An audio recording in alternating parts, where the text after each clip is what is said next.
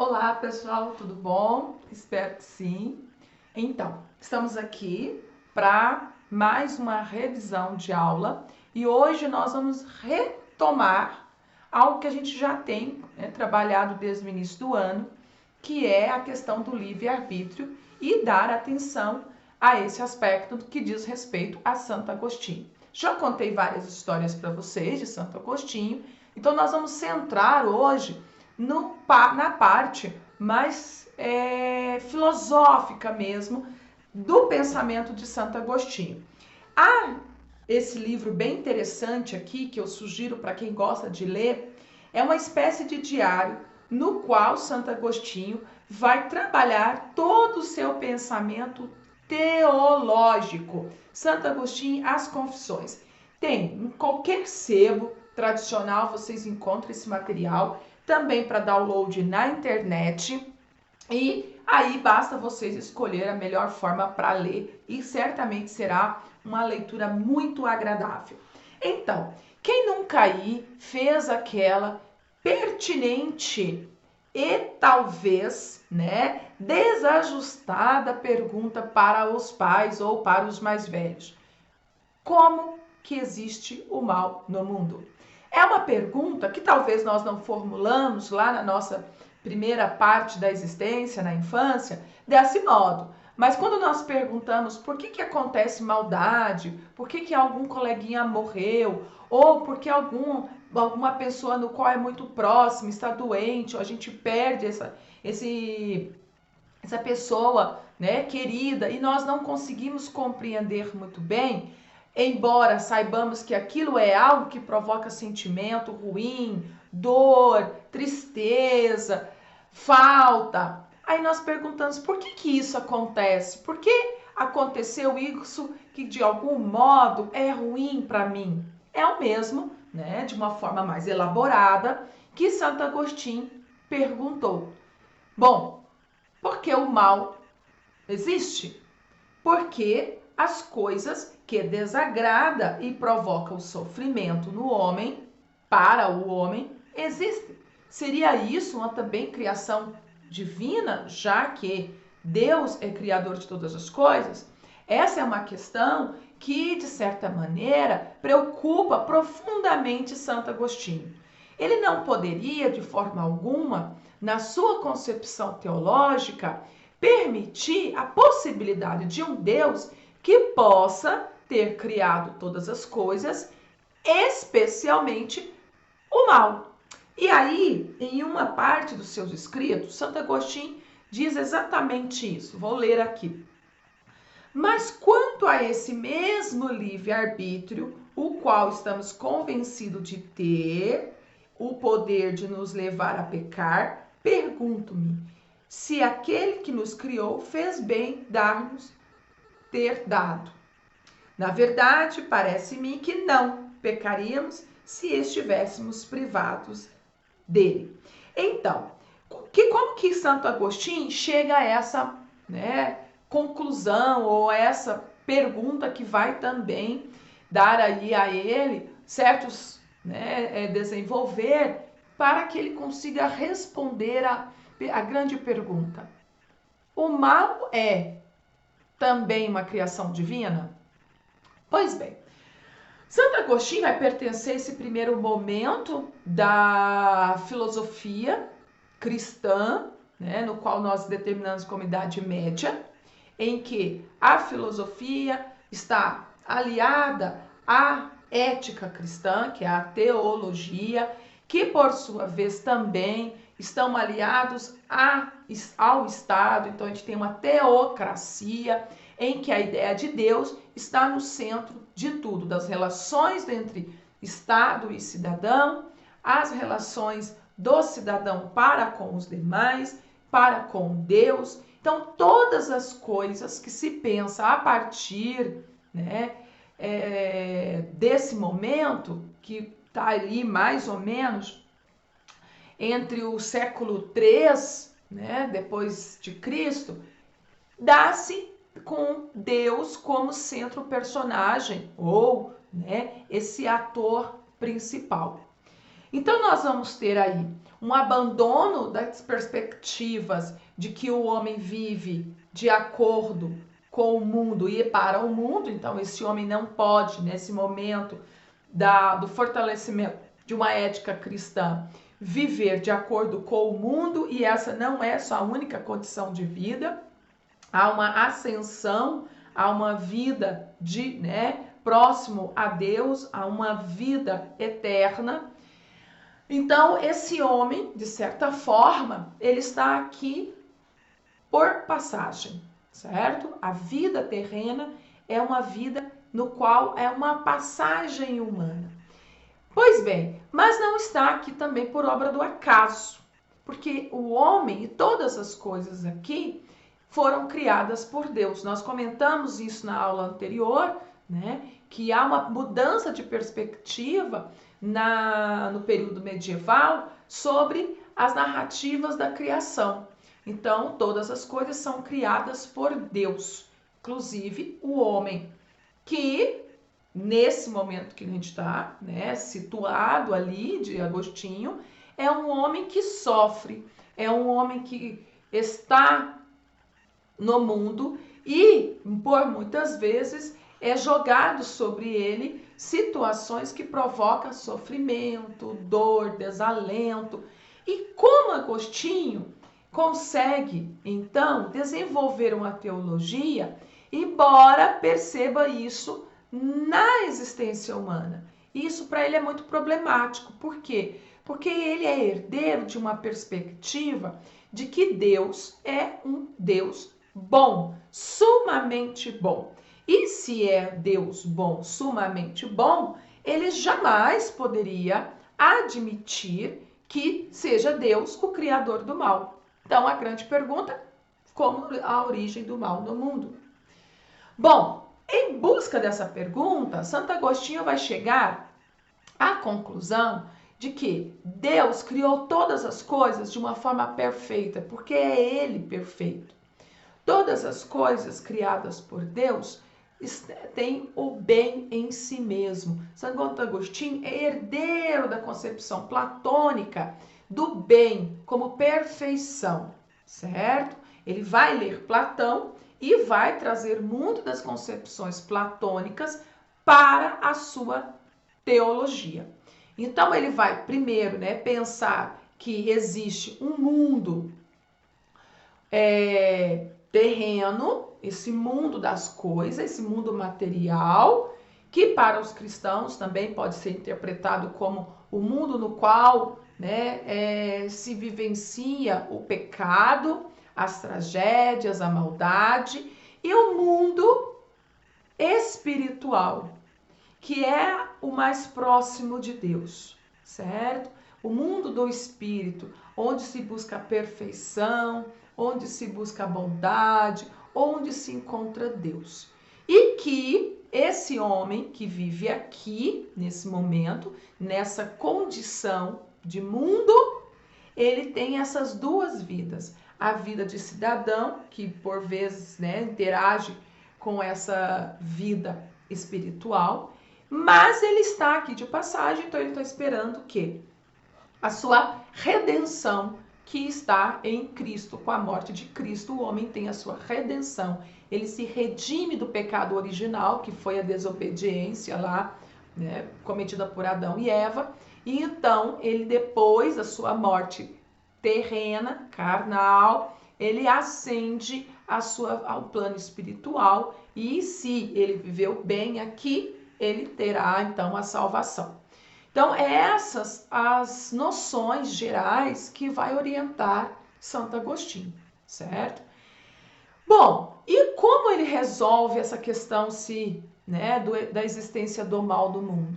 A partir da narrativa de Eva e Adão lá no Jardim do Éden, quando eles são livres para escolher comer ou não comer do fruto proibido.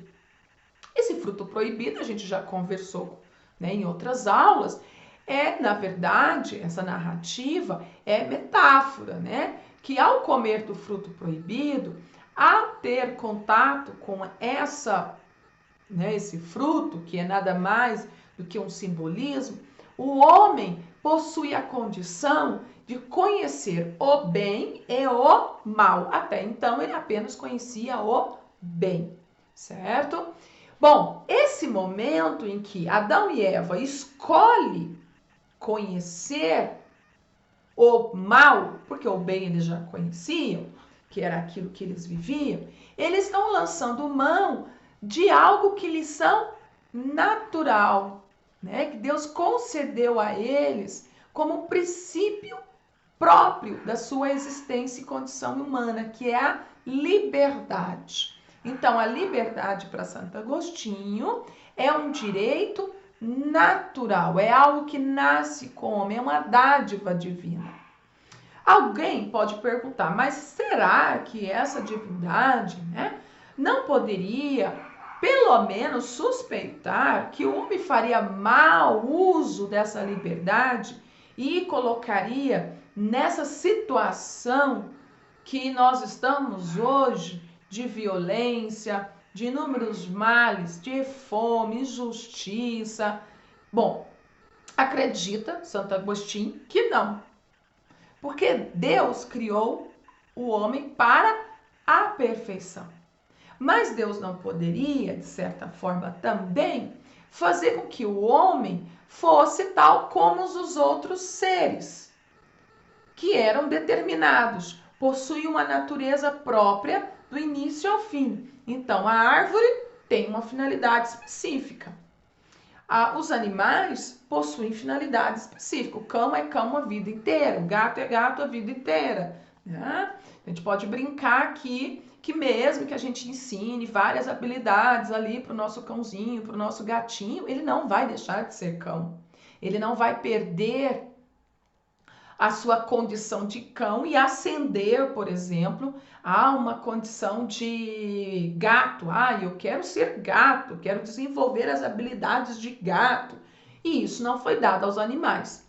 Então, esse ponto de distinção do homem e dos outros animais é a liberdade, que é advinda pela capacidade de escolha, que por detrás disso é a nossa condição racional, de pensar, de elaborar possibilidades, hipóteses, deliberar, levantar os pós, os contras e assim decidir.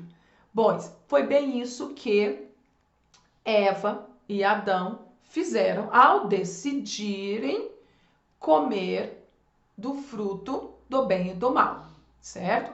Bom, para Santo Agostinho, por que esses primeiros, humanos tomaram essa decisão? Porque segundo ele, não deliberaram da forma correta, não fizeram o bom uso da razão, que é também uma dádiva divina, certo? E a partir daí, eles decidem fazer o uso daquilo que Deus recomendou, né? Deus ainda deu um alerta ali, de acordo com a narrativa judaico-cristã, não é interessante, vocês podem escolher, né? Mas não é bom que decida comer. Já tinha aí, uma certa sugestão, mas o homem era livre. E ele decidiu, então, conhecer o bem e o mal. De modo que, para Santo Agostinho, a origem do mal no mundo não tem intervenção divina.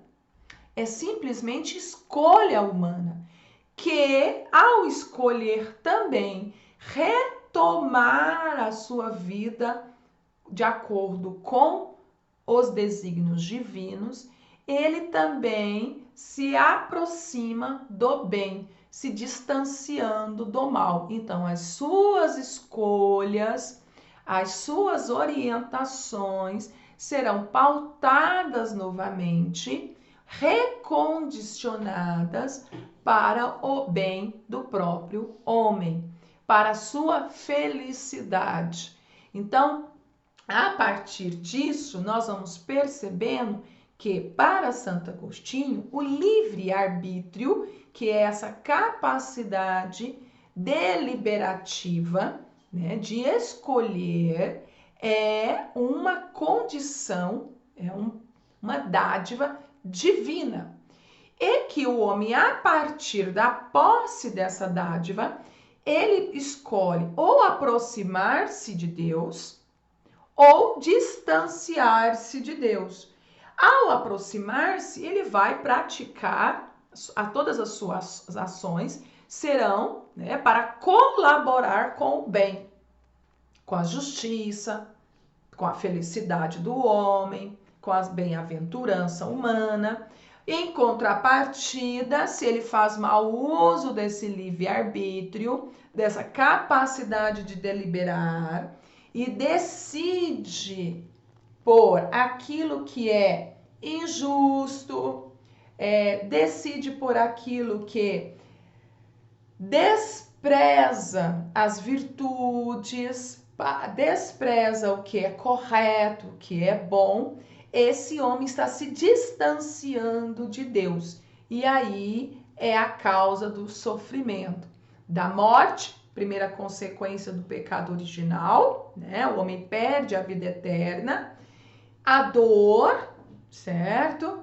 A fome provocada pela injustiça, que é também um desdobramento do egoísmo, da vaidade. Então, Santo Agostinho ele vai fazendo esse desdobramento, de modo que o mal existe em função de escolha puramente humana e Deus nada tem a ver com isso.